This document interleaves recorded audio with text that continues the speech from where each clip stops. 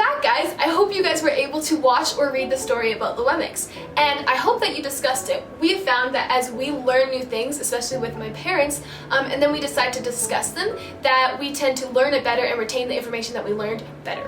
Brene Brown says, "Wholehearted living is about engaging in our lives from a place of worthiness. It means cultivating the courage, compassion, and connection to wake up in the morning and think, no matter what gets done and how much is left undone, I am enough. It's going to bed at night thinking, yes, I am imperfect and vulnerable and sometimes afraid, but that doesn't change the truth that I am also brave and worthy of love and belonging."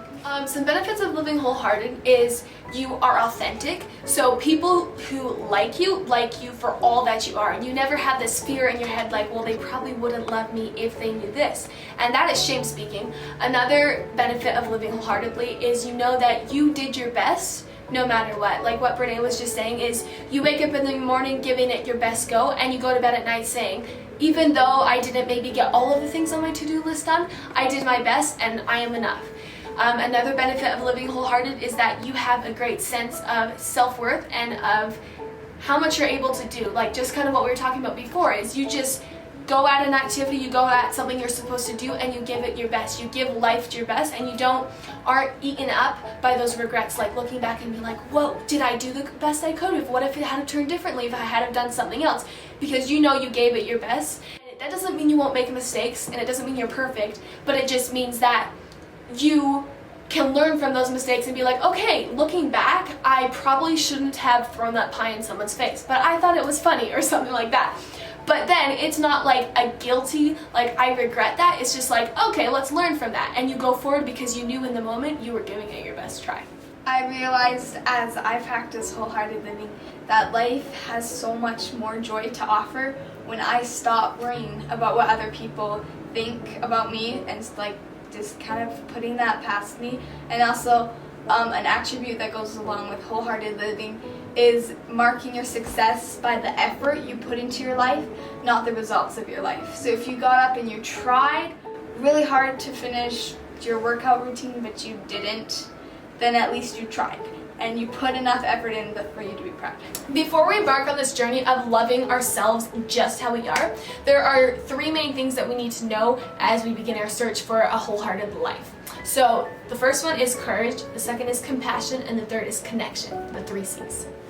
Sometimes we think it's weird or not right to think about loving ourselves. Sometimes some people think that it's selfish, but it's not selfish.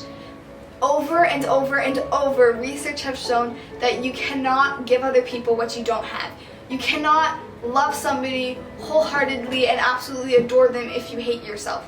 If we cannot love and accept ourselves how we are right now, we cannot fully love and accept others. One thing that we need on our journey to living wholehearted is the courage to be vulnerable. So this is a little bit of a weird image, but we kind of think of vulnerability as reaching into your heart, into your ribcage, and pulling out your heart and having it on your hand and extending it to someone. So on your hand, it is susceptible to the slightest breeze, the slightest bump, the slightest shake, vibration. All of it will affect this heart that is just out in the open. In your ribcage, it's protected from bruises and winds and bumps and scrapes because there's things around it protecting. And this is comparable to trust and when you're trying to live with your full heart and emotions, because it takes courage to trust other people with your heart. I used to not be so good at expressing my emotions and letting other people know how I truly feel, and it's taken a lot of different experiences and situations with me really thinking about why I feel like I feel. I remember so many different instances where I'll be like, come home from maybe an activity or a conversation, or I hear something and I'm just like, I'm bugged. And my mom's like, why are you bugged? And I was like, I don't know, that just bugged me. And then she's like, okay, well, why? And she's really good at making us try and articulate this. So then I have to think about it and I have to be like, okay, why did that bug me? Did this person, were they unreliable? Were they untrustworthy? Did they say something sarcastically, which is in a sense a lie? Did they do, various different things that made it uncomfortable? And it really helps me articulate my emotions so that I can truly live to my fullest potential and with all of my emotion, with my heart like all in. Living wholeheartedly doesn't mean that you kind of leave your heart on display and let anybody trample or take advantage of it. It means setting up boundaries so that your heart stays safe, but it's not closed off or numbed. And then it means that when you do give it to someone, you give all of it to someone. Because the most beautiful relationships come from when two people are willing to completely and wholeheartedly trust each other. In life, the most important person to trust is yourself. Oftentimes we get caught up in kind of doing things to please others, to be accepted. And the danger with that is that we run the risk of numbing our emotions and of pushing down our voice so that we have less joy in our life, and that it results in a lot of insecurities, and we're like, well, they don't actually like me because they don't actually know me, which is true if you're just doing what they want you to do so that you fit in. So we have an activity for you guys. We want you to pause the video, go and get a pen and paper, and then come back. And then we want you to think of someone and write down 5 things that you admire about them.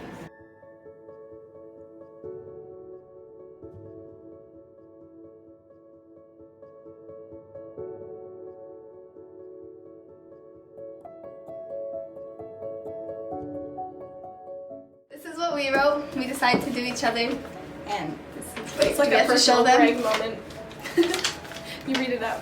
So 5 things I love about Talia is that she's intelligent and she's trustworthy and she's able to expand on ideas, and she's like has a really deep knowledge, so it kind of ties back in with intelligence. And then I love how fun and adventurous she is and how kind and thoughtful she is. Okay, and my things about Camilla is I love how dedicated and persistent she is. She picks a project and she accomplishes it just all the time. She does her duty, so lots of times we'll be like, okay, we have to do 4 hours of chores, and where most of us kind of slack off, Camilla will go and get her chores done and then get her school done, so she just does her duty, what's asked of her, bam, bam, bam. She's super talented, and she chooses to develop those talents into skills, so she doesn't just kind of write on what her genetics have given her. She chooses to develop those so that they can perform the best. And she is super deep, so she says good thought out comments, and she's a good listener.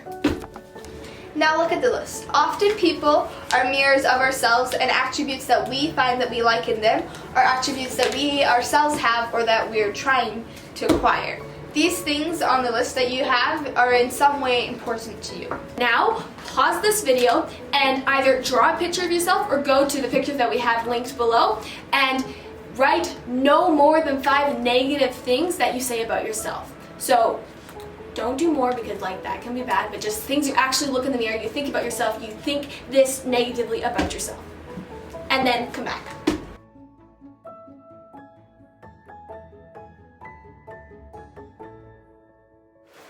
Take another piece of paper to draw another picture of yourself, or go to the link and print out a picture again and list 5 good qualities or traits that you have. You can do more, and if you're struggling for words to describe those traits that you have, we have a link below that gives you a whole list of words. If you're struggling to think of things that you're good at or traits you have, positive traits you have, it's often good to ask your mom or your parents, I guess, or a friend what they think. And drawing really doesn't have to be good. I failed at a stick figure, so no pressure, no one's gonna see this, just draw.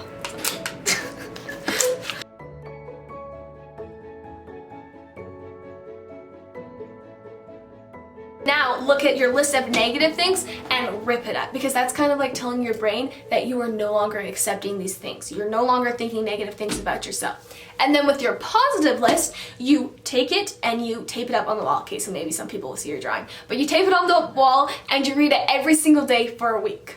This is the end of week 1. We hope you're enjoying this class, and we'll see you next week.